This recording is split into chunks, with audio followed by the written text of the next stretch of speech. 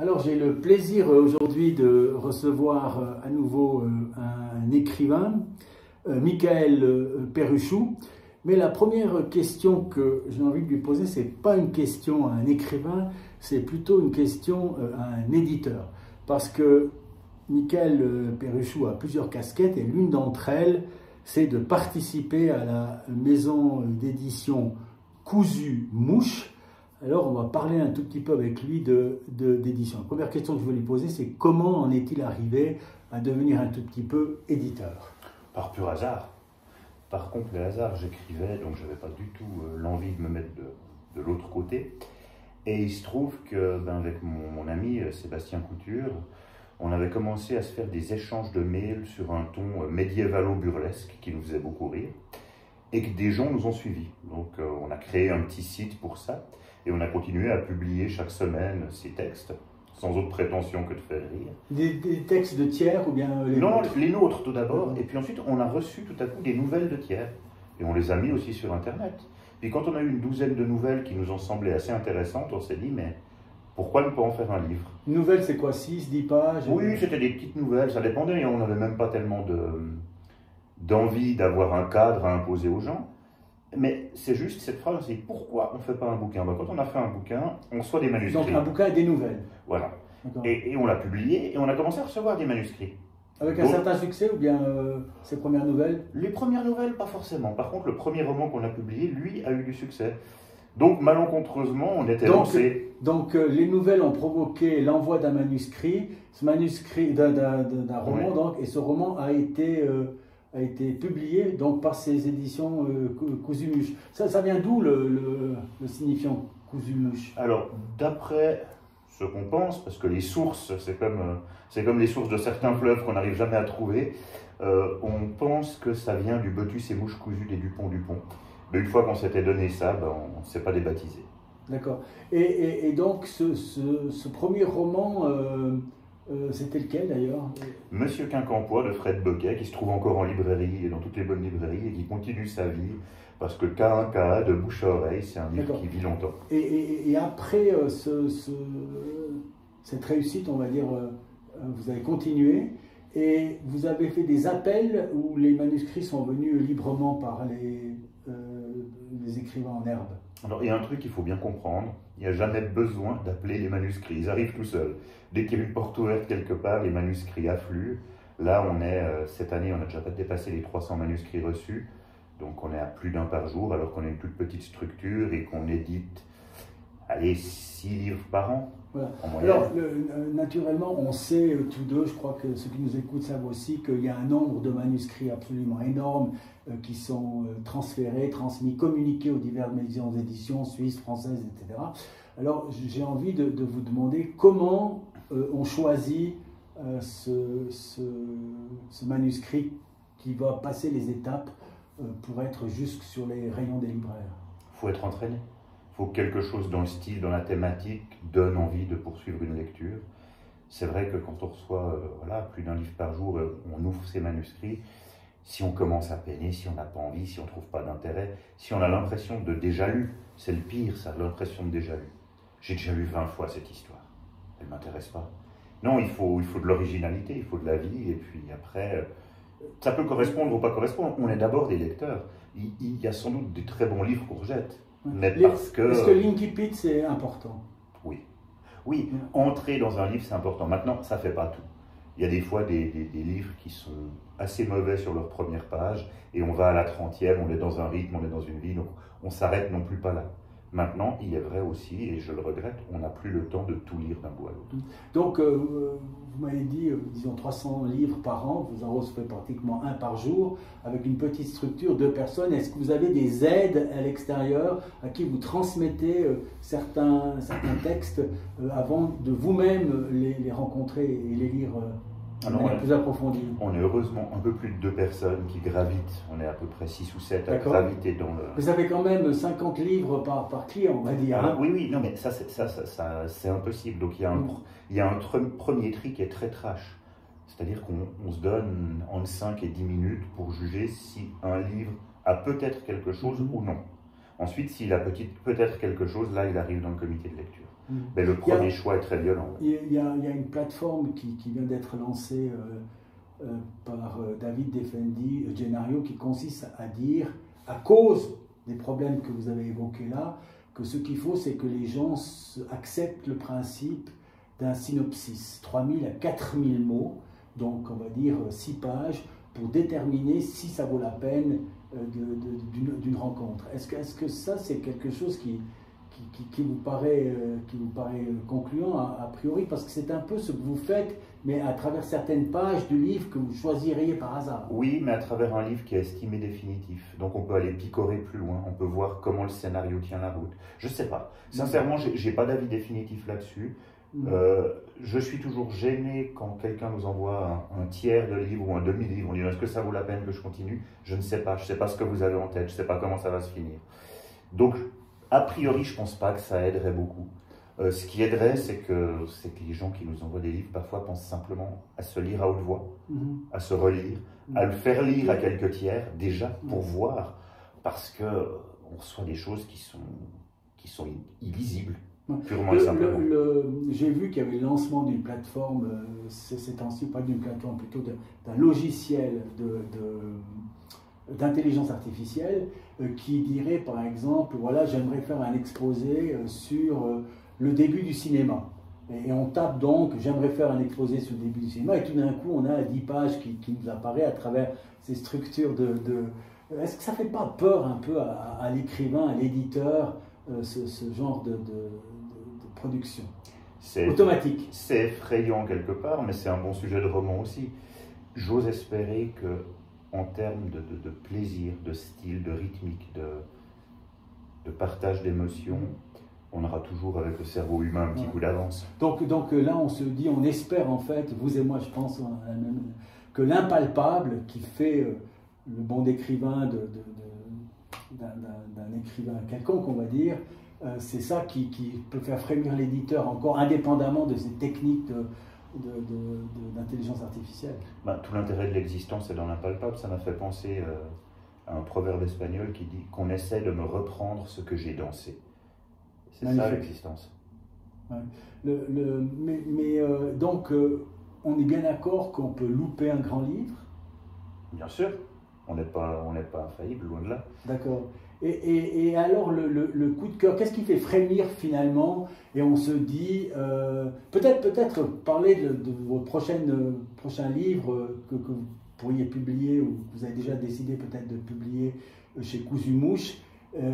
Qu'est-ce qui fait que ce livre-là, ou le plus récent, vous a fait en quelque sorte frémir et vous vous êtes dit, ça c'est quelque chose pour nous? C'est souvent quand on oublie d'être éditeur, c'est-à-dire que quand je commence à lire pour le pur plaisir et que je laisse tomber le stylo, c'est assez bon signe. Là, l'année prochaine, le titre n'est pas encore fixé. Au commencement était le meurtre, mais ça peut évoluer. Il y aura un très très long livre noir de Gaël Grobetti qui en fait se replonge sur le meurtre d'Abel par Caïn, donc le premier crime de l'histoire de l'humanité, et qui le traite à la manière d'un thriller d'aujourd'hui. À savoir, on est dans une ambiance de recherche de coupables, et tout à coup on dit, mais est-ce que cette culpabilité est avérée? Tout le monde connaît cette histoire-là, et au fond, on repart avec les personnages d'Adam et Ève, les premiers enfants de la Bible, et il en fait des suspects potentiels. Qui a vraiment fait ce premier meurtre de l'histoire de l'humanité? Qui l'a vraiment commis? Et là, c'est... Et là, qu'est-ce qui a fait? Est-ce que c'est le pitch en lui-même, ou bien il y avait aussi l'écriture, ou tout d'un coup on est pris dans le roman et on se rend compte qu'on va au-delà des 30 pages et qu'on veut le finir? Le pitch sans le style, c'est pas grand-chose. D'accord. Là, le pitch est très bon. Ouais, parce que le pitch est magnifique. Oui, là, oui, mais l'écriture qui est en dessous l'est aussi. Donc on a vraiment les deux, et là c'est un livre dont on dit on va l'éditer, je ne sais pas quand, parce qu'on est en travail avec l'auteur, on a envie d'aller au bout de ce qu'il peut donner dans ce livre, on a envie vraiment de l'interroger, qu'on puisse vraiment avoir le meilleur livre possible. Donc peut-être ce sera l'automne 2023, peut-être ce sera début 2024, je ne sais pas. C'est un travail en cours. Alors justement, maintenant on va parler du travail. Hein. À un moment donné, il y a peut-être une rencontre entre un éditeur et un écrivain. Et est-ce que le livre, il peut être déjà fini, ou il est tellement inachevé qu'il faut un travail d'édition très important? Ça dépend. Alors, généralement, on débute quasiment avec tous nos auteurs. Tous nos auteurs font leur premier roman chez nous. À une ou deux exceptions près, parce que les principes, c'est nul et qu'il faut des exceptions. Mais généralement, c'est ça. Donc, un premier roman, il y a beaucoup de travail, forcément. Ça me semble une évidence. Et puis, si on est là donc juste... là, vous redevenez un peu professeur, correcteur, Alors, accompagnateur. Accompagnateur, c'est mieux. C'est-à-dire que l'auteur tient la barre. Nous, on est là pour interroger le texte. On fait des commentaires, on fait des remarques, on fait des suggestions. On n'impose rien. Si je fais le parallèle... La réception, là, par exemple, c'est une bonne réception, la correction, parce qu'on sait que certains sont très réticents avec la plus petite correction, fut-elle, par exemple, un point d'exclamation. Ben, je crois que c'est un rapport qui s'instaure, et puis que si on n'a pas envie de travailler ensemble, on ne le fait pas, et c'est pas grave. Il n'y a aucune correction imposée. Maintenant, si on arrive sur un texte avec quelques suggestions, qu'on est deux ou trois à avoir fait et à partager, disons que si l'auteur en refuse de 98%, on est mal barré. De même, s'il accepte les 100%, on n'est pas bien barré, parce que ça veut dire qu'il ne tient pas son texte non plus. Donc il y a un échange qui se fait, et après, il faut juste avoir l'impression d'avancer pour le meilleur du texte. On est au service du texte, tous. C'est pas... si ça devient conflictuel, ça n'a pas d'intérêt. Après, lorsqu'on parle maison d'édition, on dit, voilà, il y a une ligne éditoriale, hein, etc. Est-ce qu'un cousu-mouche, c'est ça? Ou bien la ligne éditoriale, c'est le plaisir des éditeurs? On est plutôt dans la guedille, on fait des virages jolis sur la neige plutôt que dans une ligne droite. D'accord. Donc, ça renvoie à quoi? Est-ce qu'il y a une ligne... Est-ce qu'il peut y avoir finalement une ligne éditoriale dans une maison d'édition? Je pense que pour certains... Mais ça ne veut pas dire, je pense on est touché par certaines choses. Il y a une famille derrière nos livres. Mais tout à coup, on fera un grand pas de côté parce qu'on sera amoureux d'un texte qui ne correspond pas forcément à ce qu'on est censé faire. Et puis, c'est dommage de se laisser coller des étiquettes. Donc, Alors, Michael Perruchou est l'auteur d'un livre que je recommande à tout le monde, qui s'appelle « Ça préféré » aux éditions... Aux éditions de l'Âge d'Homme. Aux éditions de l'Âge d'Homme. Alors, le titre de ce livre, les lecteurs qui suivent l'actualité littéraire le savent déjà, c'est le même titre que celui de Sarah Jolien-Fardel, qui était candidate parmi les candidats retenus pour le prix Goncourt et qui a eu ce succès incroyable. Est-ce que vous avez été approché ou bien les titres sont libres de droit en quelque sorte? C'est un petit peu compliqué. Mais vous avez eu connaissance de ça avant? Oui, on m'a appelé. Alors, eux ne savaient pas que j'avais fait ce livre-là avant eux, parce que faut dire que le premier, ça préféré, il restera le mien. Mais, donc, j'ai été contacté par l'éditrice, et puis on a vu que pour eux, le titre était extrêmement important dans l'histoire qu'ils voulaient raconter. Donc, je n'avais pas non plus à m'opposer à ça. C'est pas très grave, un titre.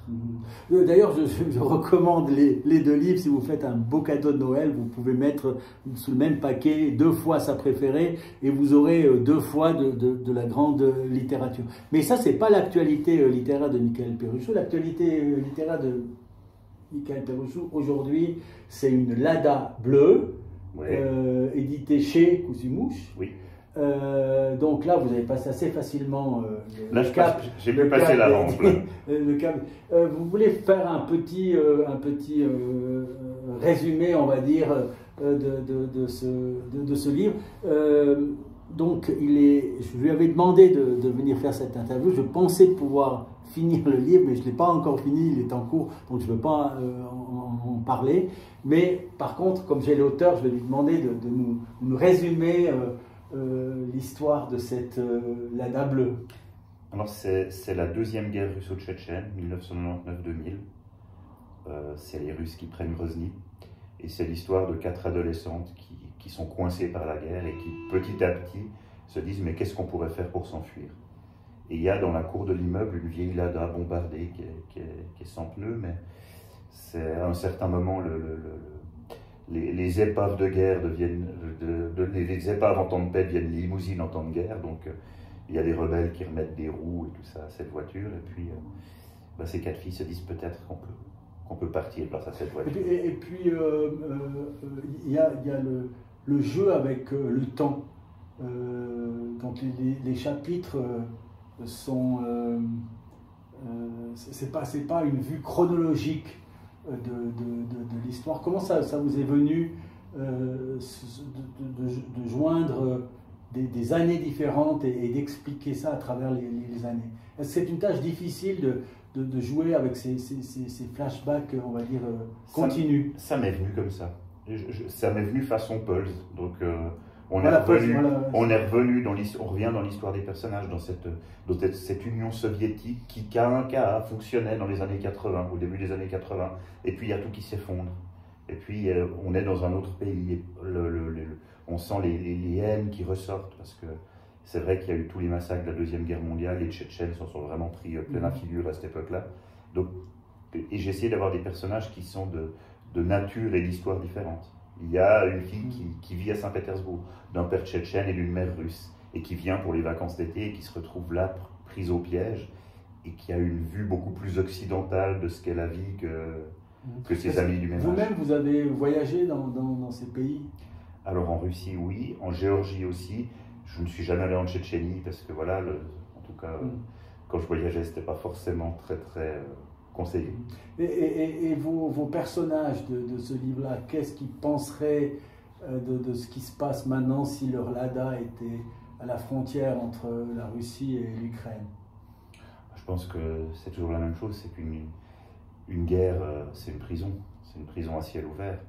Donc certains peuvent avoir la chance de la fuir, d'autres pas. J'ai écrit ce livre bien avant le déclenchement de la guerre russo-ukrainienne, donc c'est pas... Ça arrive, mais on le lit avec le regard, le lecteur d'aujourd'hui, il ne peut pas s'empêcher, même s'il sait que c'est une autre configuration historique, on va dire, il ne peut pas s'empêcher de penser à la guerre actuelle entre l'Ukraine et la Russie. Hein. Parce que rien ne ressemble plus à une guerre qu'une autre guerre, et puis surtout quand une armée avance, quand une armée arrive. Alors là, il y a quelque chose de plus violent, c'est vraiment la prise d'une capitale rue par rue, et puis on était déjà dans ce qui arrive maintenant en Ukraine, c'est l'hiver, c'est le froid, et ça rend les conditions de survie beaucoup plus difficiles. Puis alors, par exemple, pour ce livre-là, le temps de l'écriture, c'est au niveau de la régularité, du moment de la journée, etc. Comment ça s'est passé? Alors, pour la Lada bleue. Assez spécialement. D'ailleurs, c'est ce que je me dis, c'est que plus j'avance, plus j'écris de livres, plus je me dis que j'ai jamais deux fois la même technique. Ce livre-là, voilà, il m'était venu à la suite d'un voyage en Géorgie, j'en avais écrit un tiers, j'étais pas content. Je l'ai repris. Est-ce que vous l'écrivez avec des plans ou bien dans la pulsion de l'écrit en quelque sorte? Il y a des pseudo-plans, mais moi mes plans prennent une demi-page. D'accord, donc c'est pas un plan très structuré comme certains. C'est des lignes directrices et après j'aime bien me laisser un petit peu emporter. D'accord. Et puis j'avais repris ce livre, je l'avais plus ou moins terminé, et à la relecture, il y avait quelque chose qui passait pas. J'étais embêté, donc je l'ai mis dans un tiroir. Je l'ai sorti 2 ans après, et puis j'ai simplement eu le déclic, qui est tout bête au fond. C'est je me dis, mais le fait de l'avoir écrit au passé aseptisait un peu ce que je voulais dire, et je l'ai passé au présent. Et tout à coup, les éléments ressortaient, je me suis dit, tiens, je tiens quelque chose. Donc là, j'ai fait une 3e rédaction, et qui est plus ou moins celle qui est imprimée. Est-ce que vous faites des différences de qualité dans vos livres? Donc, vous avez fini le livre, vous êtes content, vous le publiez, il a son existence, indépendamment des tirages, c'est pas ça, mais au niveau subjectif. Est-ce qu'il y a une différence subjective, vraiment, tous nos enfants, on les aime bien, mais est-ce qu'à un moment donné, il y a si je fais, bon, j'ai pas lu encore tout le livre, je ne vais pas le juger, mais je fais déjà une différence entre sa préférée et la Lada bleue. Vous vous dites quoi par rapport à ça? Je ne sais pas. Je ne sais pas. Si on parle de ça, j'avais une amie journaliste au téléphone qui elle, est une de celles qui n'a pas aimé sa préférée et qui adore sa Lada bleue, une Lada bleue. Donc je vais avoir les deux éléments. C'est difficile, c'est difficile. Des fois, on essaie de toucher autre chose. Est-ce qu'on arrive véritablement et je pense que j'ai plusieurs veines. Des fois, je vais plus vers des romans historiques, vers des romans noirs, vers autre chose. Pour moi, finalement, et sa préférée et une Lada bleue se situent un peu dans la même veine d'écriture. J'essaye un petit peu de faire la même chose. D'accord. Ouais.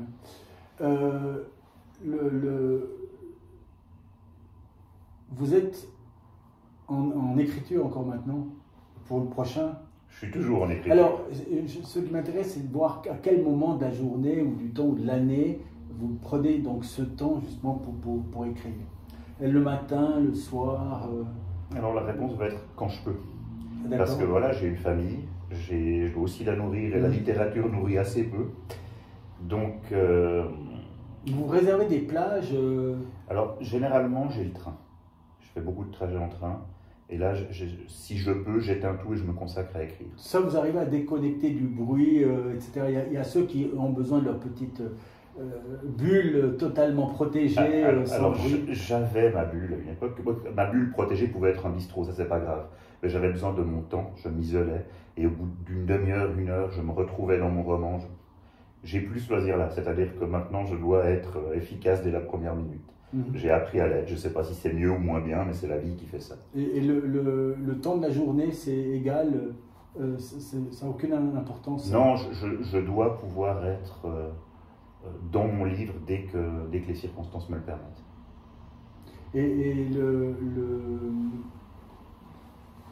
Il y a des écrivains qui disent que vraiment pour être écrivain, il faut cette régularité, que s'il n'y a pas la régularité, au niveau de la qualité, c'est autre chose. Quelle est votre approche par rapport à ça? L'individuel? J'ai jamais été dans la grande régularité de toute façon. Ce qui me manque maintenant, et j'essaye d'y pallier par l'habitude, par la technique, parce que je connais, c'est que j'avais quelquefois le temps d'écrire pendant des jours et des jours. Je pouvais me consacrer à ça. Maintenant, non, c'est beaucoup plus réduit. Mais c'est peut-être prétentieux de le dire, mais j'ai pas l'impression que le niveau en souffre. J'ai l'impression que maintenant, j'arrive à mieux travailler les livres, à rester dans mon univers le temps qu'il faut pour finir un livre. Et le sujet, comment est né le sujet? Là, vous avez expliqué pour Une Nana Bleue, mais d'un livre en général, de vos livres, les sujets, ils sont jetés tout d'un coup dans votre esprit à un moment donné, ils mûrissent petit à petit. Oui, alors j'ai des sujets qui bouillonnent, qui gravitent, puis tout à coup il y en a un qui sort et je sais comment le traiter. Puis à partir de ce moment-là, il faut prendre la plume. Là, il y a quelque chose de nécessaire, d'impérieux. Quand vous dites prendre la plume, c'est pas l'ordinateur? Alors, ça va être mon grand combat, c'est que tous mes premiers livres sont passés sur 2 ou 3 versions sur cahier. Et ça, je le regrette. Je regrette d'écrire à l'ordinateur uniquement. Et j'aimerais bien, revenir au cahier, ça va être mon combat les prochaines années. Mais c'est la deuxième version, alors à l'époque, qui venait sur ordinateur, ou bien c'est un tiers qui vous le transférait sur ordinateur? Généralement, j'avais 2 versions papier, c'est la 3e que je tapais. Donc ça veut dire, j'imagine, le premier chapitre, il a écrit 2 fois au stylo ou à la plume sur un carnet avant de... Oui. Il n'est pas à petite correction sur chaque mot relu entre la première et la deuxième version? Alors, il y a des corrections sur la première qui permettent la deuxième, des corrections sur la deuxième, et la deuxième avec ces corrections, c'est celle que je retape en y apportant de nouvelles corrections. Et le travail de la correction, c'est quelque chose qui est rebutant, vous le faites avec joie comme certains en disant voilà, je vais encore améliorer ce texte, ou c'est dans un autre registre encore? Alors, c'est emmerdant et nécessaire. Au fond, quand on écrit un livre et qu'on arrive au bout, qu'on a fini sur le premier jet, sur la première version, on aimerait bien que ce soit parfait, mais c'est un livre pour soi-même. Après, il y a l'effort de rendre ça lisible pour le public. Et donc, on sort de sa petite tête, on essaye de prendre un peu de recul, de regarder ce qu'on peut améliorer. Mais là, on n'est plus dans le pur plaisir, on est dans le travail. Est-ce que vous êtes encore à le transmettre à des tiers proches avant de passer à l'imprimerie, à l'édition, etc. Toujours. Est-ce que vous testez en quelque sorte le produit de votre travail? Toujours, parce qu'il y a toujours des choses qu'on ne voit pas. Donc évidemment, oui. C'est important, est-ce que c'est ça qui permet moins d'erreurs à la suite ou... Je pense des erreurs, on en fait toujours, mais effectivement, avoir des avis, et puis il y a des avis qui font très mal.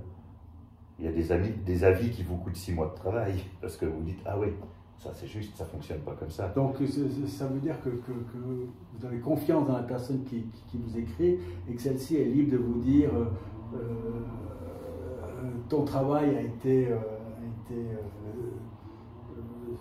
suspect par sa rapidité ou mauvais par son intention Quand je me prends une critique de ce genre dans les dents, je le prends très mal quand je sais qu'elle est juste. Parce que c'est le premier réflexe, je me dis, merde, ça va me coûter cher. Cette remarque-là, elle est juste, elle va me coûter cher. Je vais devoir tout relire à l'aune de cette remarque. Et ouais. C'est terrible ça. Ouais, c'est terrible. Donc voilà. Et puis après, ce qui est encore plus terrible, c'est quand il y a un lecteur auquel vous tenez beaucoup, vous connaissez l'acuité de lecture, et qui lui arrive en dernière semaine parce qu'il n'a pas eu le temps de le relire, et puis qui, 3 mois après, quand vous êtes vraiment dans le processus, vous dit mais au fait, ça c'est très embêtant. Et la couverture, vous la choisissez avec l'auteur, là je reviens à votre métier d'éditeur, ou c'est un choix complètement éditorial que vous assumez indépendamment, entre guillemets, des envies de l'auteur? C'est entre les deux. C'est vraiment entre les deux, parce que donc on travaille avec un photographe et un graphiste. Comme on est une petite maison d'édition, on les sous-paye lamentablement. Mais comme ils sont lamentablement sous-payés, ils ont quand même le droit de se faire plaisir dans leur travail de graphiste et de photographe, donc d'avoir des idées. Et c'est-à-dire que on n'impose rien, c'est-à-dire que l'auteur sait de quoi il va être question, il sait l'idée qu'il y a derrière, mais après on aime vraiment laisser aussi une liberté à ceux qui nous font ces couvertures. Vous êtes écrivain, vous êtes éditeur, vous côtoyez beaucoup de libraires dans cette fonction-là.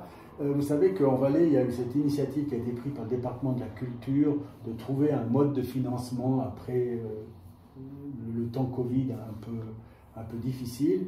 Et le choix qui a été fait par le département dirigé par M. Reynard, c'était de favoriser la chaîne Et je sais que les avis sont divergents entre écrivains, entre libraires, entre éditeurs, entre lecteurs peut-être, et entre différents types de maisons d'édition ou de librairies. Vous, comment vous avez appréhendé ce moment-là? Alors, moi je suis un qui est actuel. Hein, oui, je suis un peu loin du Valais, donc j'ai vu ça et j'ai vu les remous en étant assez étonné au départ. L'idée, clairement, je la trouve excellente. D'accord. Voilà. Je trouve qu'il y a un coup de pouce, c'est bien, c'est fin, c'est fait, on avance comme ça. J'ai l'impression, en voyant les débats tels qu'ils se cristallisent, qu'il y a 2 choses qui sont nécessaires. Le 1, c'est le soutien aux auteurs, qu'on oublie. Parce que, alors si on soutient nos sportifs, si on soutient, on soutient ce qui peut, nos produits locaux, on soutient nos vins, on soutient notre petit art, on soutient beaucoup moins nos auteurs, parce qu'on a une espèce de vieille croyance qui date de je ne sais quand, que finalement la littérature suisse c'est relativement ennuyeux et on n'en tire pas grand-chose. Ce qui est peut-être dû, parce que des fois on n'a pas toujours édité les bons bouquins non plus, hein. Il y a aussi une part, je crois que les éditeurs doivent aussi faire leur autocritique là-dedans et vraiment sortir des livres qui donnent envie, qui donnent envie aux lecteurs. Mais dire, voilà, découvrez les auteurs romans, c'est un super projet. Et je pense que tout le monde peut se retrouver là autour. En l'occurrence, c'était valaisan. Hein, parce que c'était valaisan. Mais je ne serais pas contre que ça s'essaie. Ensuite, on a la question de la librairie indépendante. Est-ce qu'il faut soutenir la librairie indépendante? Oui, absolument. Je pense que c'est une nécessité. Je pense parce qu'elle se perd. Je crois qu'on a la chance, voilà, le Valais roman a une petite poignée de très très belles librairies indépendantes qui méritent d'être soutenues, qui méritent de vivre parce qu'effectivement elles ont les reins moins solides que les autres. Ensuite, je pense que c'est toujours la même chose.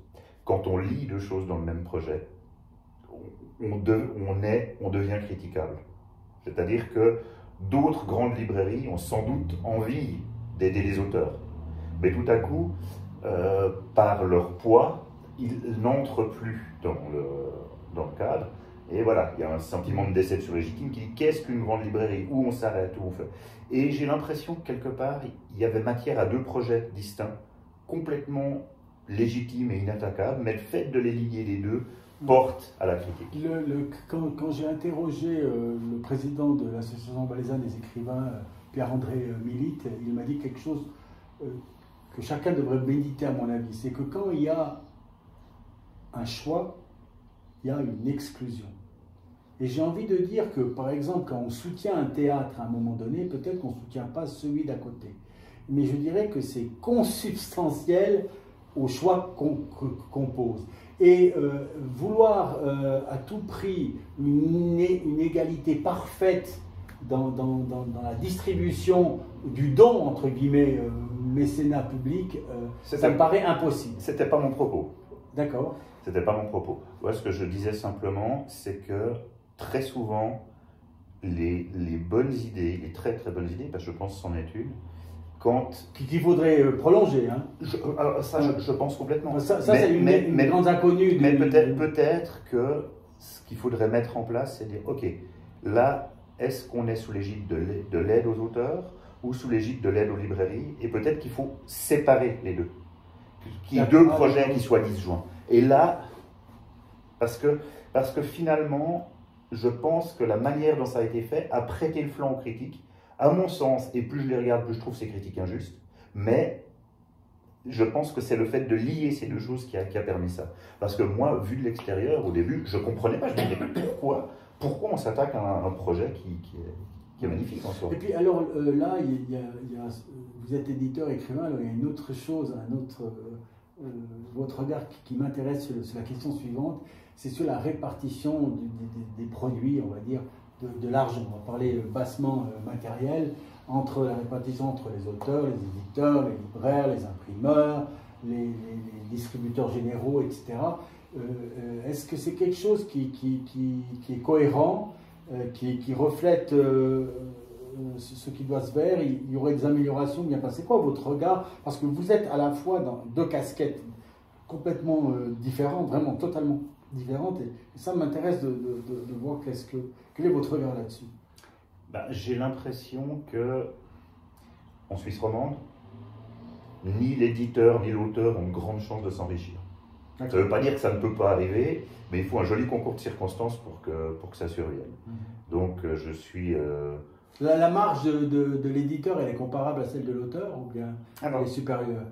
La marge de l'éditeur est supérieure, mais la marge de l'éditeur, il faut comprendre que c'est l'éditeur qui paye l'impression, qui paye aussi le graphiste, certaines corrections, voilà.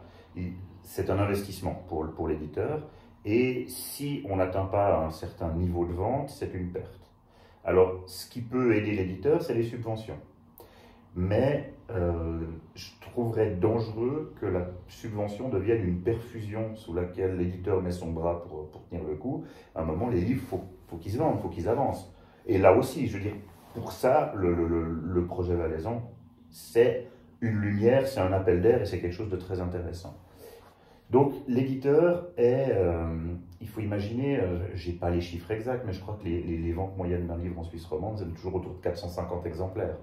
450 exemplaires, on paye juste les frais, pas plus. Donc il arrive que l'éditeur perde de l'argent sur des livres, qu'il en gagne un peu plus sur d'autres. Donc je ne trouve pas illogique quelque part que sa part soit un peu plus grande. Il y a le diffuseur. Un diffuseur qui va voir les libraires fait un travail qui est extrêmement important. Il y a le libraire. Après, on peut regarder la distribution. Et effectivement, c'est peut-être là où la marge pourrait être la plus contestable. Même si, voilà, le distributeur, il prend les livres, il offre de la place, je ne dis pas qu'il ne fait rien. Mais au fond, dans la valeur ajoutée du livre, dans la valeur ajoutée du produit, c'est peut-être celui qui s'implique le moins. Et maintenant, alors je ne serais pas décortiqué parce qu'il y a des conditions qui sont différentes. Qu'est-ce que gagne le libraire? Qu'est-ce que gagne le distributeur? Qu'est-ce que gagne le diffuseur? Ouais. Qu'est-ce qui fait finalement que... je ne parle pas au niveau maintenant des quantités de livres vendus, etc. Mais pour vous, c'est quoi le bon livre? C'est quoi le livre qui... Quand vous notez des livres, disons de 1 à 10, où vous dites à un moment donné, non, ça je vais mettre peut-être un petit 5, à celui je lui mets un petit 8, etc. C'est quoi la différence? C'est quoi cet impalpable qu'on essaye de dire avec des mots, disons? Je pense que c'est toujours ça, c'est le livre qui vous transporte, qui vous fait rêver.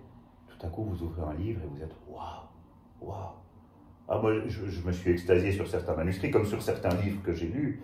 Et c'est vrai que quand j'ai la chance d'avoir un manuscrit comme ça pour Cousumouche, je suis heureux. Le dernier, donc. Alors, celui dont qu'on évoquait, oui, il y a quelques livres. Là, j'ai pensé à un livre qu'on a édité qui s'appelle Rosa de Lolvé Tillmans.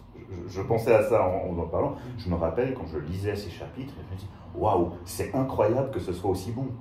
Mais alors, justement, un livre très bon, hein, c'est quoi, Rosa? Rosa de Lolvé Tillmans, ça je le pose. Lolvé Tillmans. D'accord, chez vous à Cousumouche. Ouais. Alors, ce livre-là, on va s'accorder pour le dire, je ne connais pas, mais c'est un bon livre. Qu'est-ce qui fait alors que ce livre il croche plus ou moins à un moment donné? Ça, c'est aussi l'impalpable, la découverte du lecteur. D'après votre expérience, est-ce que c'est la publicité, le bouche à bouche, les libraires? Alors c'est pas un livre qui a super bien marché, Rosa. Il a marché correctement. Ça m'a déçu parce que c'est un livre que j'aurais envie de dire, il faut que tout le monde le lise. Parce que les personnages sont forts, parce que l'histoire est prenante, parce que les rebondissements sont jamais téléphonés, parce qu'on n'a pas envie que ça finisse. C'est peut-être ça en fait. Quand on est triste de refermer un livre, c'est que c'est vraiment un très bon livre. Et on ne sait pas pourquoi ça n'aurait pas pu être un succès populaire. Vu dans l'après-coup, c'est vraiment impossible de savoir. C'est impossible de savoir. Après, il y a la question aussi, le rapport entre succès et qualité, qui sont deux choses qui sont pour moi éminemment disjointes. Il y a des succès populaires qui le méritent. Il y en a d'autres qui suis-je pour dire si ça le mérite ou pas au fond, mais qui à mes yeux sont pour le moins étonnants, mais c'est comme ça. C'est comme ça. Et puis peut-être qu'il faut se rappeler qu'on est tous des lecteurs, qu'on a tous des goûts ou des avis. Alors après, c'est vrai que je dis, l'auteur a quand même une responsabilité dans la manière de stimuler l'imaginaire, de peaufiner son histoire. On peut faire des rebondissements tous les 2 pages et puis éventrer quelqu'un et on aura envie de tourner la page pour savoir le coupable quasiment techniquement. Après, si on y met un peu de sien, un peu de saveur. Et puis l'avenir du livre, quand vous vous projetez, disons petitement à 5-10 ans, vous le voyez comment? Je ne sais pas. Je ne sais pas.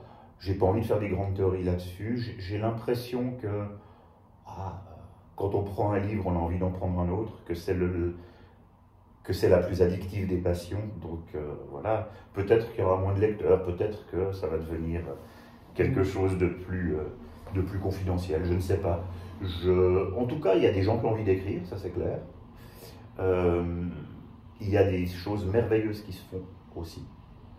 Donc il n'y a pas de raison d'être désespéré. Et votre rapport au papier ou à la tablette, vous lisez un peu sur tablette ou pas du tout? Ah non, je lis des manuscrits que je reçois, mais sincèrement non. Le plaisir, pour moi le plaisir du papier est complètement différent. Je suis d'accord d'en payer le poids quand je pars en vacances. Voilà. Et alors, les 3 livres que vous pourriez conseiller à nos auditeurs qui vous ont marqué ou que vous recommanderiez aujourd'hui, le premier. Alors je vais partir très très loin. Le Seigneur des porcheries de Tristan Egolf. Alors, il est publié chez qui? C'est un ancien livre? Je crois que c'est un folio. Moi je l'avais en folio Gallimard, je pense. Il a une quinzaine d'années. Et le sujet? Le sujet, c'est un petit orphelin qui ne veut pas se faire exproprier de sa ferme dans le sud des États-Unis. On n'est pas loin de Faulkner, on n'est pas loin de Garcia Marquez non plus. C'est redoutable. Les 15 premières pages, là si on en parlait, les 15 premières pages sont difficiles. Alors, une fois qu'on est dedans, c'est merveilleux. Et Tristan Egolf a écrit 3 livres, il s'est suicidé un peu après la trentaine. Ce livre-là, il l'a écrit à 24-25 ans. Alors, répétez-moi le titre. Le Seigneur des porcheries. Et vous le recommandez à tout un chacun qui aime la lecture? Ah, c'est une bombe. Alors, c'est pas une lecture facile, mais c'est un livre de gros format ou de... Ouais, je crois que ça fait ces 500-600 pages. Ah, donc c'est vraiment du costaud. C'est du costaud. Donc nous retenons ce nom. Et le deuxième? Le deuxième, je me suis dit que j'allais quand même prendre un livre-roman et que j'allais pas prendre un livre de chez nous, donc faut pas déconner. Non, en littérature roman, moi j'ai pris un plaisir fou avec Estive de Blaise Hoffmann. Qui est Il est publié chez qui? Il est publié chez Zoé. D'accord. C'est le récit d'un voyage immobile. Enfin, c'est un été avec des moutons au-dessus de l'Aisin. Et voilà, où quelques pas sur un sentier touchent l'universel. Il y a de la poésie à chaque ligne. C'est magnifique. Alors répétez encore une fois. Estive. Estive De Blaise Hoffman. De Blaise Hoffman, chez Zoé. Chez Zoé. Et le troisième? Troisième livre. Oui. Je me suis dit, franchement, l'imaginaire, le roman d'aventure, le fait de revenir. Et le troisième, en fait, c'est une discussion il n'y a pas si longtemps, mais Le Comte de Monte Cristo.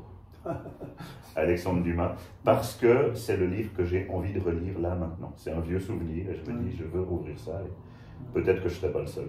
Alors je crois que là on a des bonnes cartouches pour les fêtes de fin d'année. Et un grand merci pour ce moment, Michael Perruchou. Merci à toi.